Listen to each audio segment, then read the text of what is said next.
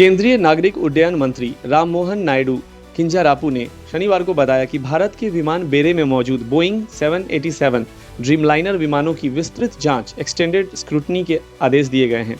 यह निर्णय 12 जून को अहमदाबाद एयरपोर्ट से उड़ान भरते ही दुर्घटनाग्रस्त हुए एयर इंडिया फ्लाइट AI 171 के बाद लिया गया है, जिसमें 241 लोगों की मौत हुई। DGCA ने देश में मौजूद 34 बोइंग 787 विमानों की विशेष जांच का आदेश दिया है। इनमें से 8 विमानों की जांच पहले ही की जा चुकी है। मंत्री ने कहा, हमारी प्राथमिकता सुरक्षा है। रिपोर्ट आने के बाद जो भी जरूरी कदम होंगे उठाए जाएंगे। ब्लैक बॉक्स 13 जून को शाम 5 बजे मलबे से बरामद कर लिया गया। इससे दुर्घटना के तकनीकी कारणों की जांच की जा रही है। एयरक्राफ्ट एक्सीडेंट इन्वेस्टिगेशन ब्यूरो ने जांच शुरू कर दी है। गुजरात सरकार और एयर इंडिया मिलकर मृतकों के DNA टेस्ट और शव सौंपने की प्रक्रिया को पूरा कर रहे हैं। उड्डयन मंत्री ने संवेदनात्मक रूप में कहा, मेरे पिता की भी सड़क दुर्घटना में मृत्यु हुई थी, इसलिए मैं परिवारों के दुख को समझ सकता हूं। यह हादसा पूरे देश को झकझोरने वाला है। सरकार ने इस दुर्घटना की जांच के लिए उच्च स्तरीय बहु अनुशासनात्मक समिति की भी गठित की है। 16 जून को विस्तृत रिपोर्ट आने की संभावना है, जिससे आगे की कार्रवाई तय की जाएगी। भारतीय जनता पार्टी BJP के सदर अर्बन कमेटी ने शनिवार को अगरतला में विरोध रैली निकाली। यह रैली फायर सर्विस चौमुहानी से बॉर्डर गोलचक्कर तक आयोजित की गई। रैली का उद्देश्य बांग्लादेश में अल्पसंख्यकों और विशेष रूप से रविंद्रनाथ टैगोर के पैतृक घर पर हुए हमले के खिलाफ विरोध दर्ज कराना था। BJP नेताओं ने इस हमले को भारत और बंगालियों की सांस्कृतिक विरासत पर भावनात्मक आघात बताया। MLA भगवान दास ने कहा, यह सिर्फ इमारत नहीं है, यह हमारी सांस्कृतिक पहचान का प्रतीक है। इस पर हमला पूरे भारतवासियों का अपमान है। BJP ने आरोप लगाया कि बांग्लादेश में बनी अंतरिम सरकार मोहम्मद यूनुस के शासन में अल्पसंख्यकों पर लगातार हमले हो रहे हैं। उन्होंने कांग्रेस और वाम दलों की चुप्पी की आलोचना करते हुए कहा कि BJP ऐसे मुद्दों पर चुप नहीं बैठेगी। यह रैली पहले 12 जून को प्रस्तावित थी, लेकिन अहमदाबाद में हुए विमान दुर्घटना के कारण इसे स्थगित किया गया था। अब यह आंदोलन आगे बढ़ेगा और BJP ने घोषणा की है कि 16 जून को बांग्लादेश वीजा कार्यालय के सामने एक बड़ी रैली होगी। पार्टी ने केंद्र सरकार से मांग की है कि वह इस मामले में कूटनीतिक स्तर पर हस्तक्षेप करे और बांग्लादेश में अल्पसंख्यकों की सुरक्षा और विरासत स्थलों की रक्षा सुनिश्चित करे।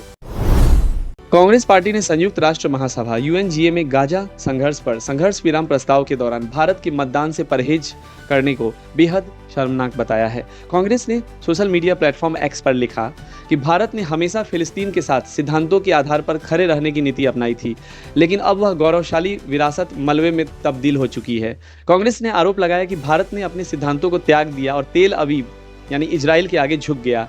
उन्होंने कहा कि भारत को दुनिया में अपनी आवाज़ प्रभावी बनानी है तो उसे अन्याय के खिलाफ बोलना होगा। कांग्रेस नेता KC वेणुगोपाल ने भी सरकार की आलोचना करते हुए कहा कि भारत अब दक्षिण एशिया, ब्रिक्स और SCO जैसे समूहों में अकेला एक देश है जिसने संघर्ष विराम के पक्ष में मतदान नहीं किया। तमिलनाडु के मुख्यमंत्री MK स्टालिन ने दिल्ली की मुख्यमंत्री रेखा गुप्ता को पत्र लिखकर दक्षिण पूर्व दिल्ली के जंगपुरा स्थित मद्रासी कैंप को 1 जून को गिराने के बाद तमिल मूल की 370 विस्थापित परिवारों की दुर्दशा पर गहरी चिंता जताई है। 189 परिवारों को नरेला में EWS फ्लैट आवंटित किए गए हैं, लेकिन जरूरी सुविधाएं, पानी, बिजली, सड़कें अधूरी हैं, जिससे वे अभी तक वहां रह नहीं पा रहे हैं। शेष 181 परिवारों को कोई वैकल्पिक आवास नहीं दिया गया है और वे बेघर हैं। 150 से अधिक तमिल माध्यम के बच्चों के लिए शिक्षा की व्यवस्था नहीं की गई है, जिससे उनकी पढ़ाई बाधित हो रही है। स्टालिन की मांगे, नरेला में आवंटित फ्लैट्स को पूरी सुविधाओं के साथ जल्द से जल्द रहने योग्य बनाया जाए। वंचित 181 परिवारों के लिए विशेष छूट के साथ EWS हाउसिंग पात्रता दी जाए। तमिल माध्यम की शिक्षा के लिए अस्थायी स्कूल जैसे DTEA स्कूल शुरू किया जाए या नजदीकी MCD स्कूल में व्यवस्था हो। महिलाओं के लिए रोजगार सहायता जैसे प्रशिक्षण और लघु व्यवसाय अनुदान शुरू किया जाए। परिवहन सुविधाएं, DTC, मेट्रो लिंक और उचित स्वास्थ्य सेवाएं भी जल्द शुरू हों।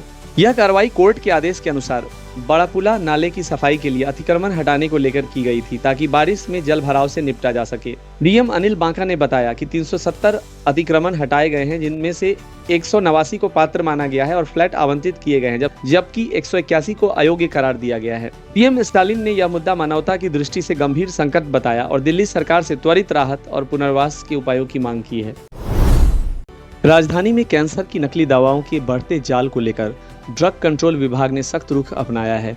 विभाग ने शहर के विभिन्न हिस्सों में जांच अभियान चलाकर लगभग 160 दवाओं के सैंपल लिए हैं, जिनमें से 80% कैंसर संबंधी दवाएं हैं। इनमें से कुछ सैंपल दिल्ली के लैब में जांच के लिए भेजे गए हैं, जबकि बाकी को अन्य राज्यों की प्रयोगशालाओं में परीक्षण के लिए भेजा गया है। कम लागत में अधिक मुनाफा कमाने की लालच में लोगों की जान के साथ खिलवाड़ किया जा रहा है। हाल ही में कैंसर की नकली दवाओं का एक बड़ा रैकेट सामने आने के बाद विभाग सतर्क हो गया है। ड्रग कंट्रोल विभाग ने 10 ड्रग इंस्पेक्टरों की टीम गठित कर शहर के अलग अलग क्षेत्रों में औचक जांच अभियान शुरू किया है। टीम थोक और खुदरा दवा विक्रेताओं की दुकानों पर जाकर दस्तावेजों की जांच कर रही है और संदिग्ध दवाओं के सैंपल भी लिए जा रहे हैं। एक वरिष्ठ अधिकारी ने बताया कि 2 दिवसीय इस अभियान के दौरान लिए गए 160 सैंपल्स में से अधिकांश कैंसर से जुड़ी दवाएं हैं। कुछ सैंपल की जांच दिल्ली की प्रयोगशाला में हो रही है, जबकि अन्य को बाहरी राज्यों की लैब में भेजा गया है। अधिकारी के अनुसार दिल्ली में की जा रही जांच की रिपोर्ट 1 महीने में आ सकती है, जबकि अन्य राज्यों की रिपोर्ट आने में करीब 2 महीने का समय भी लग सकता है। फिलहाल जांच अभियान जारी है और शुक्रवार को कई इलाकों में टीमों ने दौरा किया है। जांच अभियान एम्स, सफदरजंग LNJP अस्पताल, राजीव गांधी कैंसर संस्थान जो कि रोहिणी में है, दरियागंज, लक्ष्मीनगर और भागीरथ पैलेस मार्केट समेत कई इलाकों में चलाया गया। सूत्रों के मुताबिक एम्स के आसपास के क्षेत्र और भागीरथ पैलेस मार्केट विशेष जांच के दायरे में है, जहां से सबसे अधिक सैंपल्स लिए गए हैं। इन क्षेत्रों में ली गई कैंसर की दवाएं संदिग्ध पाई गई हैं। बिहार के उप मुख्यमंत्री सम्राट चौधरी ने राष्ट्रीय जनता दल RJD से तेज प्रताप यादव के निष्कासन पर प्रतिक्रिया दी। उन्होंने कहा कि राजनीति में जनता की राय का डर होना बेहद जरूरी है। आपको बता दें, RJD प्रमुख लालू यादव ने मई में अपने बेटे तेज प्रताप को पार्टी से 6 साल के लिए निष्कासित कर दिया था। डेलॉयट कंपनी की एक नई रिपोर्ट के अनुसार भारत में स्थित ग्लोबल कैपेसिटी सेंटर्स अब वैश्विक कंपनियों के लिए जटिल टैक्स संचालन जैसे corporate tax, indirect tax, transfer pricing और टैक्स मुकदमेबाजी संभालने के प्रमुख केंद्र बन चुके हैं। भारत में GCCs अब टैक्स से जुड़े कामकाज के लिए रणनीतिक हब बन गए हैं, जो कि विशेषज्ञता, तकनीक और लागत कुशल समाधान प्रदान करते हैं। रिपोर्ट का शीर्षक है transforming global tax functions the GCCs advantage, जिसे डेलॉयट इंडिया की पार्टनर मनीषा गुप्ता ने तैयार किया। लगभग 76% संगठनों ने कहा कि वे पहले से ही भारत से टैक्स संचालन कर रहे हैं। भारत में 2024 तक 1700 से अधिक GCCs हैं, जिनमें 19 लाख पेशेवर कार्यरत हैं और यह क्षेत्र $64.6 बिलियन का राजस्व पैदा कर रहा है। बेंगलुरु, हैदराबाद, पुणे, चेन्नई, मुंबई और NCR प्रमुख GCC हब बन चुके हैं। भारत के GCCs अब केवल डेटा प्रोसेसिंग से आगे बढ़कर नॉलेज प्रोसेसिंग यानी उच्च मूल्य सेवाएं प्रदान करने लगे हैं। इनमें से 40% परियोजनाएं डिजिटल ट्रांसफॉर्मेशन पर केंद्रित हैं। जर्मनी, ब्रिटेन, जापान और नॉर्डिक देशों में भी भारत में GCCs स्थापित हो रहे हैं। भारत दुनिया भर की कंपनियों के लिए टैक्स और अन्य कॉर्पोरेट कार्यों का ग्लोबल हब बनता जा रहा है। यह बदलाव भारत की तकनीकी क्षमताओं, पेशेवर दक्षता और लागत प्रतिस्पर्धा की वजह से संभव हो रहा है। इजराइल ने शुक्रवार देर रात भारतीय समयानुसार करीब 10:30 बजे ईरान पर एयर स्ट्राइक की। इजरायली फाइटर जेट्स ने ईरान के परमाणु ठिकानों को दोबारा निशाना बनाया। इन हमलों में ईरान के 78 लोग मारे गए और 350 से ज्यादा लोग घायल हुए। जवाब में ईरान ने 150 बैलिस्टिक मिसाइलें इजराइल की ओर दागी। इनमें से 6 मिसाइल राजधानी तेल अवीव में गिरी, जिसमें 2 लोगों की मौत हो गई।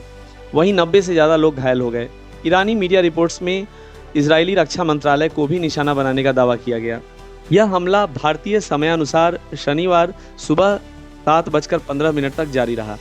ईरान की ओर से हमले की आशंका के चलते इजरायली PM बेंजामिन नेतन्याहू को सुरक्षित ठिकाने पर शिफ्ट कर दिया गया था। इजराइल ने एक दिन पहले शुक्रवार सुबह 5:30 बजे ईरानी परमाणु और कई मिलिट्री ठिकानों को निशाना बनाया था, जिसमें 6 परमाणु वैज्ञानिक और 20 से ज्यादा मिलिट्री कमांडर्स मारे गए थे। इजराइल में भारतीय दूतावास ने इजराइल में रह रहे भारतीय नागरिकों को सतर्क रहने और सुरक्षा दिशा निर्देशों का पालन करने की सलाह दी है। यह एडवाइजरी इजराइल और ईरान के बीच बढ़ते तनाव और हालिया हवाई हमले व मिसाइल हमलों के चलते जारी की गई है। भारतीयों को बिना जरूरत यात्रा न करने और सुरक्षा शेल्टर्स के पास रहने की सलाह दी गई है। दूतावास ने कहा कि वह स्थिति पर लगातार निगरानी रखे हुए है। किसी भी आपात स्थिति में हेल्पलाइन नंबरों पर या फिर ईमेल पर संपर्क करना है। सुरक्षा निर्देशों के लिए इजरायली होम फ्रंट कमांड की वेबसाइट पे जाना है। भारत सरकार ने इजराइल में रह रहे भारतीयों के लिए भी आपातकालीन संपर्क नंबर जारी किए हैं, क्योंकि इजराइल ईरान संघर्ष की स्थिति वहां भी गंभीर है। इजराइल ने हाल ही में ईरान के परमाणु ठिकानों पर पूर्व खतरे से पहले हमले किए, जिसके जवाब में ईरान ने तेल अवीव पर ड्रोन और मिसाइल हमले किए। इसके बाद से क्षेत्र में तनाव लगातार बढ़ रहा है।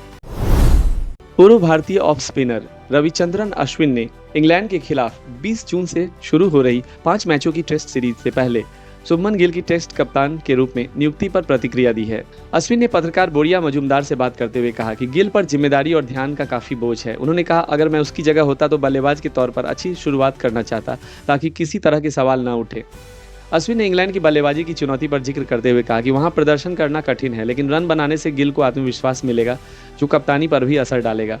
उन्होंने गिल को बहुत खास खिलाड़ी बताया। अश्विन ने यह भी कहा कि टेस्ट क्रिकेट में खेल की समझ और परिपक्वता मायने रखती है। और सुमन की हालिया पारी उसकी झलक देती है। साथ ही उन्होंने ऋषभ पंत को गिल से ज़्यादा स्थिर और तैयार बताया।